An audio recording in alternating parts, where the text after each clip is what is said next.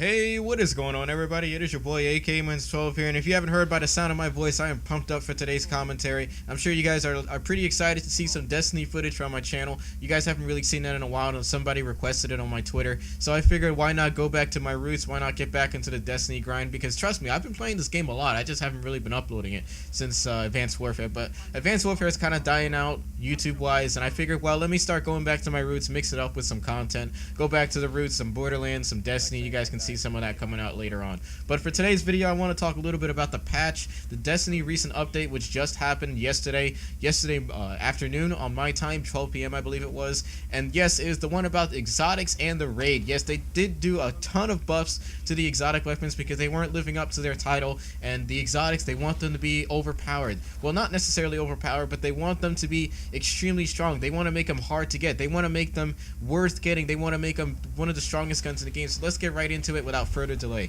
So first, starting off with the weapons, we have exotics. In general, in preparation for Dark Below, exotic armor and weapons no longer have ascendant materials to upgrade. The final upgrade node of all exotic gear will require an exotic shard. Now, previously it usually required ascendant energy to upgrade exotic gear, being like your gauntlets and everything like that, whatever it is that you guys play as, it would usually require ascendant materials. Now it requires an exotic shard, and it no longer requires ascendant materials at all. So this is pretty interesting. They said here that it only comes from dismantling unwanted exotics or purchasing from Xur for 7 strange coins. Now that may seem like a lot, but if you guys have played this game a lot, I'm sure you guys have enough strange coins to last you for quite a while. I have plenty of strange coins. I have about 70 right now, and I'm gonna have about 79 once I finish the weekly nightfall after today. And moving on, exotics now start at a higher base attack value and have a narrow upgrade range to compensate. So this means that exotics are going to have a higher base damage. I believe that they're fully upgraded is like 326. Previously they were at 300, just like every other legendary in the game, but now I believe they're going to be at 326, so that's pretty awesome. Moving on to specific exotic guns, the Thorn, which is an exotic pistol or hand cannon, whatever you want to call it. Projectiles now briefly highlight targets on impact. I'm not entirely sure how that works, but I think it's just going to highlight targets and show what they look like on the map or anything like that. The mark of Devour, DOT, damage over time, if you're not sure what that means. Upgrade increased against PvE enemy targets. This is strictly for PvE, not for PvP, so don't get excited. Reload speed was increased, the magazine size was increased, ammo inventory size increased, stability and weapon handling increased as well. Moving on, we got the bad Juju, magazine size increased to 8 bursts. Basically, it was previously 5, so now it's going to have 24 bullets in a mag. This gun is probably going to be one of the best guns for the Dark Below DLC, if you guys not familiar with that. Basically, Dark Below, it is based on the Hive, so the Hive do have those Thrall swarms, so the bad Juju is going to be helpful for that because of its upgrade. It can pretty much one-hit the thing, and it'll continuously reload itself, so you'll be shooting pretty much forever. Your ammo inventory was increased on this gun, and String of Curses now also decreases the cooldown of your super on kill. Adjusted effects to not block first-person reticle. Also, moving on, we have the Hard Light, which I believe is a auto rifle. Pretty hard to get. Stability was increased on this gun. The Perfect Balance upgrade replaced by fitting stock increases maximum possible weapon stability, so the accuracy was increased on this thing. Moving on, we got the Cyril's regime. This thing actually did receive a nerf as well. They lowered the total damage at the end of the mag on Cyril's regime, upgraded to be more in line with glass half full perk on legendary auto rifles. So I believe what this means is that with the last few bullets, the glass half full thingy, it would basically give you more damage towards the end of the mag, but now they nerfed this slightly. It was a bit strong in my opinion, so they did put a little bit of a nerf to this. Moving on, we got the Monte Carlo. Stability increased. This is good because the Monte Carlo has some insane recoil. They increased the range slightly, decreased. The range was slightly decreased. The Monte Carlo method upgrade also now has a chance to fully charge melee ability on kills, so that's pretty good. Moving on, we got the Minion Multi-Tool. The meteor rounds now have increased knockback against targets in both PvE and PvP. Sorry. So this gun might want to be, you guys might want to take this to PvP and see what it does, because apparently it might stagger your target, so that's pretty awesome. That's always a great little perk to have on your guns. Moving on, we have the Hawkmoon Pistol hand cannon. The Sended upgrade, which was redundant, replaced by speed reload instead. So they actually nerfed this gun, surprisingly. I was not expecting that. So you guys might want to look at some more alternatives like the Thorn or the, what's that thing called? The Last Word. Moving on, the Red Death, which I actually just recently got. The rate of fire is increased slightly because the bursts on those guns were ridiculously slow, but the burst damage was reduced to compensate. So they did nerf the damage, but they increased the fire rate. Not very, I was expecting to do something like this. Moving on, the Plan C, weapon handling speed increase. This is an exotic fusion rifle, I believe it is, which was recently sold last week. The weapon handling speed increase, player speed increase while Plan C is in hand. Moving on, Pocket Infinity, speed reload upgrade replaced by extending clip, which allows the weapon to increase magazine size. 5 bursts. Moving on, we got the one and only Vex Mythoclast. The attack power was increased to 323.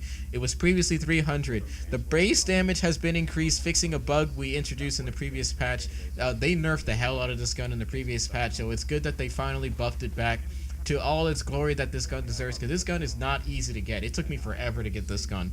They increased the enhanced battery upgrade, upgraded by extended mag. This chance still allows for a significant upgrade to magazine size, but less than before. So the magazine size is slightly less, but you still have a significantly large magazine size. Moving on, the Invective Shotgun, the reload speed increased significantly. Auto rifles fire slightly slower. So this is not going to be one of the greatest guns for PvP because the auto rifle, or not the auto rifle, the auto fire mode on this gun is slightly slower. So you can't go full trigger on this thing like you used to in the previous patch.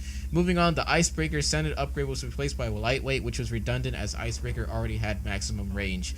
I'm not entirely sure what was the point of Send It. It was still dealing the same damage at pretty much all ranges. New effects for enemies killed by Icebreaker upgrade, so we'll have to see what that does.